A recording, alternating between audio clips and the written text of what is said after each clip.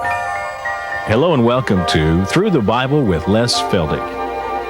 An Oklahoma rancher and farmer, Les Feldick has been teaching homestyle Bible classes for 20 years in Iowa, Oklahoma, and Texas. Les Feldick's unique style of Bible teaching has made the books of the Bible come to life. When Les is teaching, it's so interesting that people say time just seems to fly by.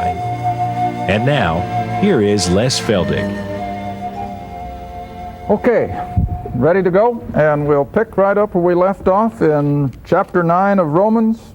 We're still in verse 4.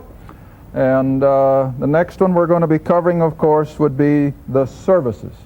Again, we like to welcome our television audience, and I haven't done it yet this afternoon, but we like to have our TV audience realize that all the past programs are available in the little book form. They should be throwing them on the screen here in a minute. And they're all available in video. And in order to keep the cost down where almost anybody can afford them, we put 12 half-hour programs on one 6-hour video, and we can send them anywhere for $30. And for people who come to the class, we just hand them out for $20, isn't it, honey? And the little book's the same way. If we mail them, we like to have around $6 to cover the postage and handling. But for those who can come and pick them up at the class, we just hand them out for our cost, which is about $5. But the little books, as I've said before, are really catching on. Folks are just using them all over the country, and had a fellow call again yesterday, I think, and he said, all of a sudden, he said, the book is opening up. Up until now, he said, I couldn't see the trees for the forest. Now, that's just opposite of what you usually hear. But that's just exactly true. You know, so many people have read this book and read it, and in Sunday school and everything all their life, but they just don't understand it. And we trust that the Lord is using us at least a little bit to help that kind of a situation. All right, back to Romans chapter 9 then, verse 4. And now let's read the whole verse so we can pick up the part we want to comment on. The kinsmen according to the flesh of verse 3, who are Israelites, Jews, to whom pertaineth the adoption, the glory, the covenants, the giving of the law, and the service of God, and the promises. Now I'd like to take a few minutes here to talk about the service of God, which of course began when God gave the tabernacle to Moses and then set up the priesthood with Aaron as the high priest and so forth. Now those are the services. Now that was all part and parcel of the system of law. As I said in the last program, we normally think of the law as the Ten Commandments. But the big picture of law was everything that pertained to the worship, the sacrifices, everything in the law. Now, the services then were how the priests operated, how the tabernacle was set up, how later on the temple, and how the sacrifices were offered, the setting up of all the feast days throughout their religious calendar year, and then of course everything was indicative and was looking forward to our own plan of salvation. This was not all just a bunch of religion with nothing behind it, but all of the practice of the law and so forth that Israel enjoyed was a picture of the coming of the Redeemer and the plan of salvation as we experiencing it today. But I think we have to be made aware that for us now in the age of grace, we have no right whatsoever to bring any of the so-called religious practices into our system of worship. In other words, there is no room in true Christianity for all of the robes and the mitres and so forth that the high priest used. There is no room under this age of grace for feast days and holy days and so forth. Now, those of you who have heard me teach over the years, you know I don't make a big deal over the whole commotion of Christmas and Easter. All I tell people, it's not biblical. There is nothing in this book that gives us the right to celebrate certain high days of the year. There is nothing in this book that tells us to celebrate the birth of Christ. There is nothing in this book that gives us the right to make a special holy day of Easter. That all comes out of paganism. That comes out of Old Testament Judaism. All right, now so far as Judaism is concerned, although that was certainly the system that God gave to Israel, yet so far as you and I are concerned, I'd like to have you turn to Colossians for a moment. That's Ephesians, Philippians, Colossians, chapter 2, and another one of the precious verses that I just love to use over and over in my teaching. And this is a part of what we're talking about, that we are not to incorporate any of the so-called services of Judaism into the church age. There is absolutely no room for all of these special days and so forth. You got Colossians chapter 2, verse 14. What a verse. Blotting out the handwriting of ordinances. Now, where do you normally associate ordinances? With services, see? And this has all been blotted out. Blotting out the handwriting of ordinances that was against us, which was contrary to us, and he took it out of the way, nailing it to his cross. Now, if you'll just take a moment and make a mental picture of all this, that all of this ritual that Israel practiced in the keeping of the law, all of the animal sacrifices, all of the robes of the priesthood, all the washing, everything that you can think of that was associated with the ceremonial ritual has been what? It's been nailed to his cross. Now that was just a beautiful way of putting that when Christ died, when Christ finished the work of redemption, there was no longer any need for all of that Old Testament ritual. But you know, it's so hard for mankind to lay aside things that appeal to the flesh. And that does. I remember years and years ago, a dear lady, I never doubted her salvation. She had a beautiful testimony, but she was so tied to what we normally would think of as high church ritual. And I asked her one night, I said, why? Oh, she said, I know it has nothing to do with my salvation, but she said, it just sort of makes me feel good that I'm worshiping, and it's sort of a help to my worship. Well, bless her heart, I can understand her feeling up to a point, but on the other hand, I have to come back and I say, but listen, the book doesn't teach that. The book says nothing about practicing a system of worship in this age of grace. Christ nailed all that to his cross, and we are now free. In fact, what does Paul say in Romans 13? Don't regard one day higher than another, but what? Regard every day alike. And that's where we as believers are. Now, I've got nothing against Sunday per se, but listen, even Sunday is not taught in the Scriptures as we understand Sunday. Paul merely said, as you come together and bring your tithes and your offerings. No, he doesn't use the word tithes, and he says you bring your offerings. How and when are we to do it? On the first day of the week, on Resurrection Day. I'll take that. But so far as setting Sunday up as a special holy day, as a day that is above all the other 6 days of the week, the book doesn't teach that. Every day is alike for the believer. We are to serve God just as much on Monday through Friday as we would on Saturday and Sunday. And so this has all been nailed to his cross. All right, now I'd like to have you back up a few pages in your Bible to Galatians chapter 4. And now this little letter of Galatians, Paul, of course, wrote specifically because the Judaizers of Galatia were convincing the Gentiles that they had to keep the law if they wanted to experience salvation. And when Paul got word of it, he had to hurriedly pen this little letter, admonishing them not to fall under the temptation to become legalists. Oh, and it's no different today. Again, legalism appears to the human race because everybody likes to satisfy their own ego with, well, look what I've done. Look what I do. And God will have none of it. It has to be all of grace. It has to be all of his finished work, or he cannot recognize it. All right, you got Galatians chapter 4, verse 8. Howbeit,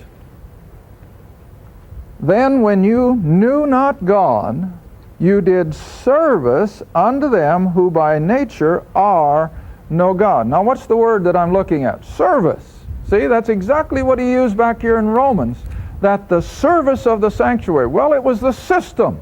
See, it was their ritual, which of course was God-given back for Israel. But what did the idolaters do? The same type of thing of service, and they went through their rituals, they offered their sacrifices, they went through all of their superstitious acts.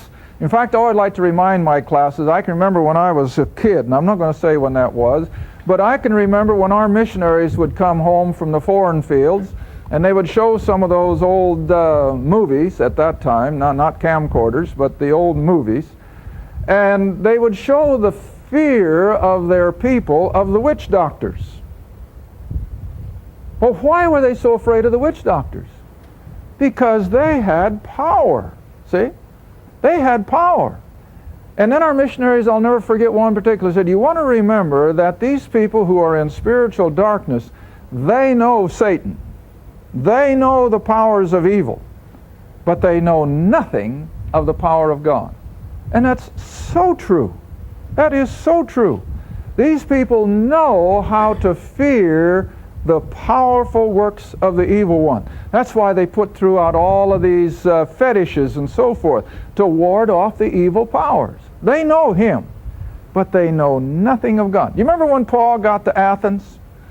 And as he went down that row of idols on his way to Mars Hill, and they had one god that was titled to the unknown God, and then Paul said, I perceive that you're too, what? Superstitious? Remember that word? Well, what did he mean?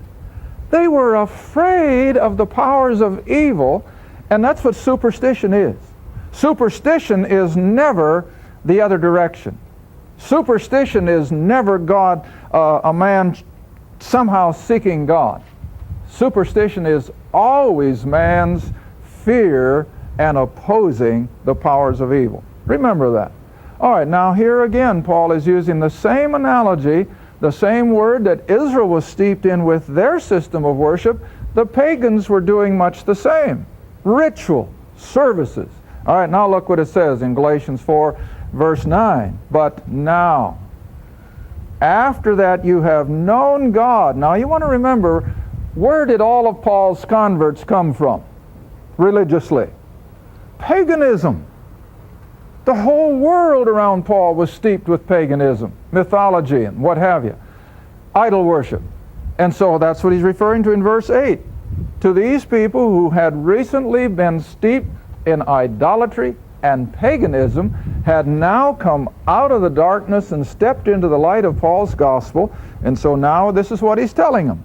When you knew not God, verse 8, you did service, you went through all the superstitious rituals unto them who by nature are no God. Why?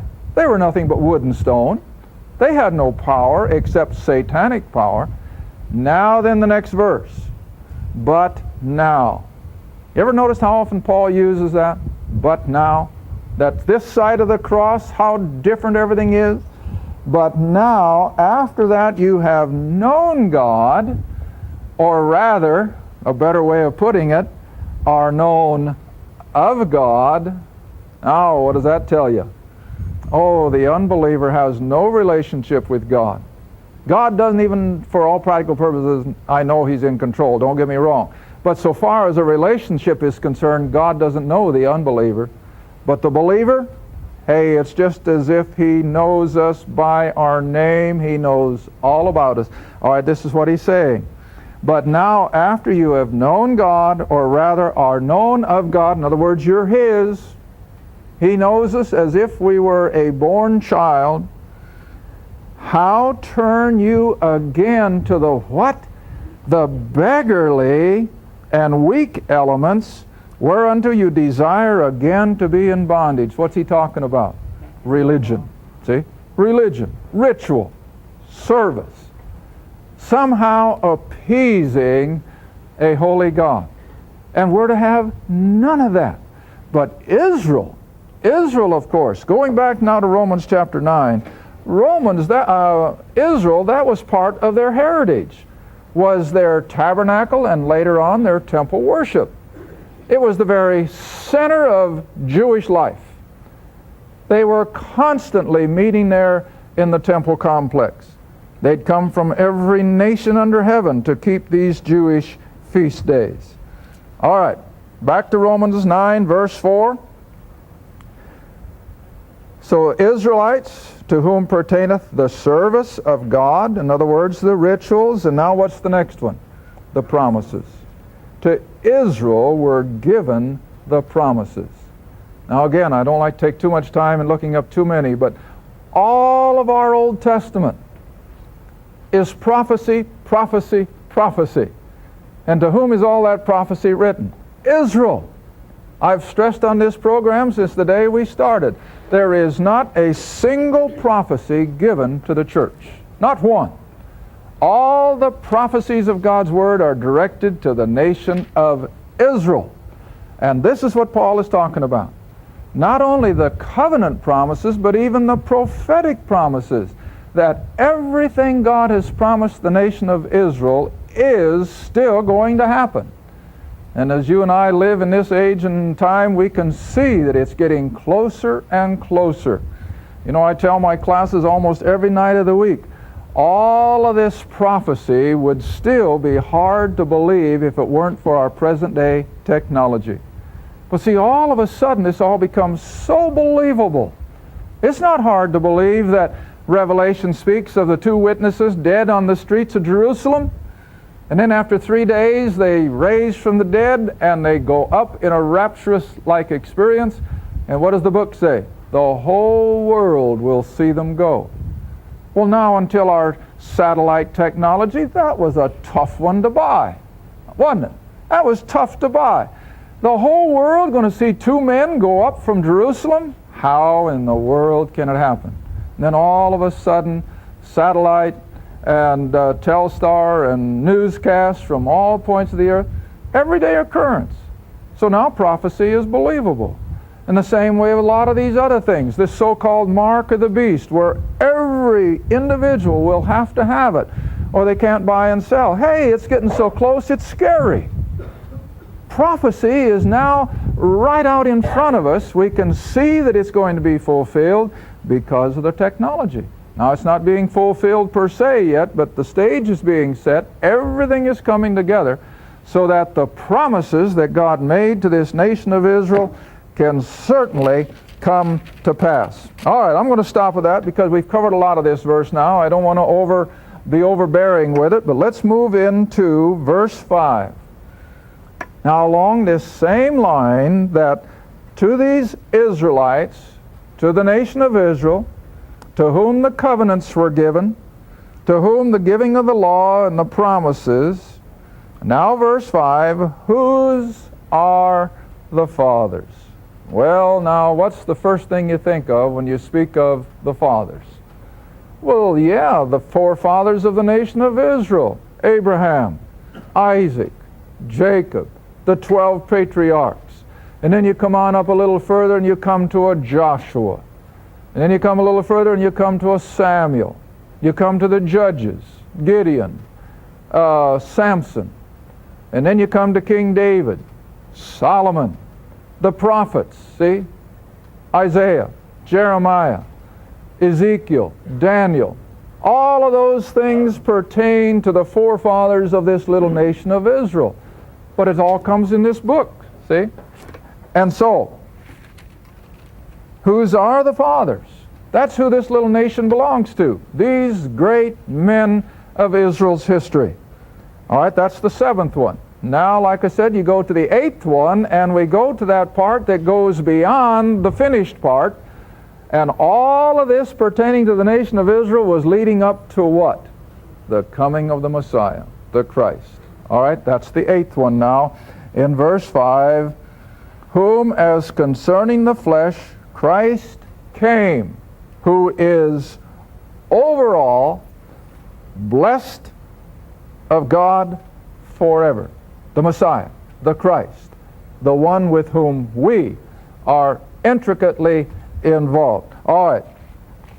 Christ then as the all in all. Let's look at a few verses with regard to that. Turn to Colossians. Turn to Colossians. Because you see, we're living in a day and a time where especially the New Age people, and they're growing by leaps and bounds, they are reducing Christ to nothing else but just another prophet. He's just another name among the gods. And we have to be careful that we'll never be taken in by such theology or such teaching, but never lose sight of the fact that the Lord Jesus whom we serve, the Lord Jesus who is the very author and finisher of our faith, is the eternal creator God of the universe. And I'll never stop emphasizing that. Now here is one good one. In Colossians chapter 1, and drop down to verse 15. Colossians 1, verse 15. The pronoun who, of course, is referring to the Son up in 13, whose blood was given for our redemption and our forgiveness in verse 14. All right, now look at this verse 15. Who is the image of the invisible God. What does that mean? Well, God is invisible. The Trinity, the Elohim of the Old Testament, was that invisible Godhead, its Spirit. But out of that invisible Trinity stepped one person of that Godhead, and he took on flesh and became visible. Now, this is what Paul is talking about. That this God the Son, the Lord Jesus as we know him, is the image or the visible appearance of the invisible God. The firstborn of every creature. In other words, he's before anything else has ever been. And now look at verse 16. For by him, by God the Son, were all things created that are in heaven, that are in earth, visible and invisible, whether it be thrones or dominions or principalities or powers. Everything was created by him and for him.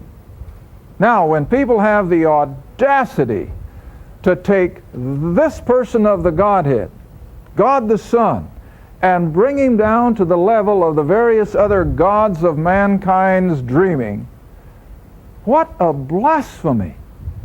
He is the Creator. And one day, every human being is going to know him as such. The lost are going to meet him at the great white throne. And they're not going to argue.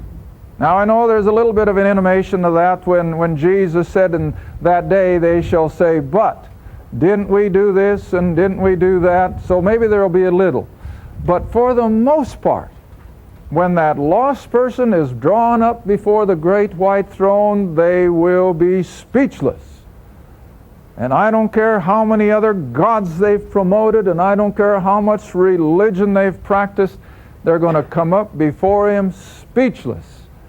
And they're going to be sent to their doom because they refuse to recognize who he really is. And oh, listen, it's so sad when we have a world full of religion, and even in our own Western cultures, basing a lot of it on this book, and yet they are totally ignorant of who Jesus Christ really is. And I've shared it with my other classes. I'll never forget years and years ago when I'd first started teaching in just a little home Bible class of people from various denominations, and I'll never forget when I made the statement that Jesus Christ was the creator of Genesis 1. And listen, mouths dropped all over the room. They'd never heard it before. And as we were having refreshments afterwards in that living room, I'll never forget, several came, Les, are you sure of what you're saying? Well, it was almost so new to me, I probably wasn't either. But listen, the more you get into this book, the more convinced you are than ever that that one who hung on that Roman cross was the one who created the wood that it was made of. He was the one who created the mount on which that cross was planted. He is the creator of all the hosts of heaven. He's the creator of everything that has ever been created. and then they reduce him to nothing more than someone like one of the other gods of the planet? It's past understanding, but they're doing it every day. All right, now this is who Paul is referring to then as having come out of all of the things that Israel had enjoyed, and that was the covenants given to the patriarchs. But listen, it goes a lot further back. Now here's where I want to bring it in. I almost did 3 programs ago, and I'm glad now I didn't, because here's where it fits better. Go all the way back to Genesis chapter 3. Adam and Eve have just eaten of the forbidden fruit. They have fallen. They have sinned against their God, which of course God knew they would do. And so immediately, and we covered this a few weeks ago when we were in Romans chapter 8, and I had an exciting letter on that program from Indiana. I won't quote her exactly, but she said, I turned on my television and there you were teaching on the redemption of creation in Romans chapter 8. Oh, she said, it just blessed the socks off of me. And I just stopped and I let Iris read it, and we just both had a chuckle together. Well, now that's a unique way of putting it, I know, but listen.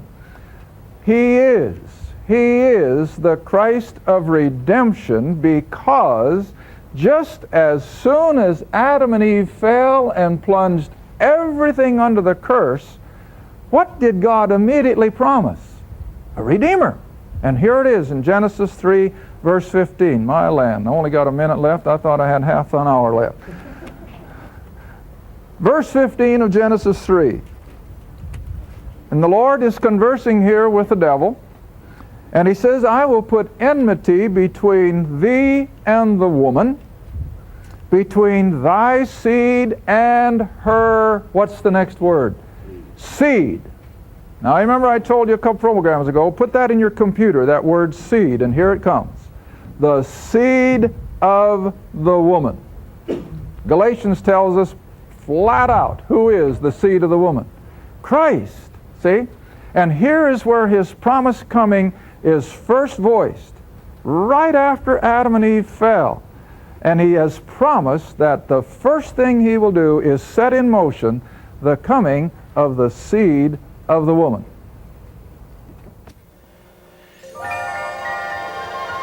Thank you for watching Through the Bible with Les Feldick, a weekly Bible study. If you would like more information about the Les Feldick Ministries, a Bible study in your area, or about this program, write to Les Feldick Ministries, Route 1, Box 760, Kinta, Oklahoma, 74552. That's Route 1, Box 760, Kinta, Oklahoma, 74552. Through the Bible with Les Feldick is viewer supported, and your gift is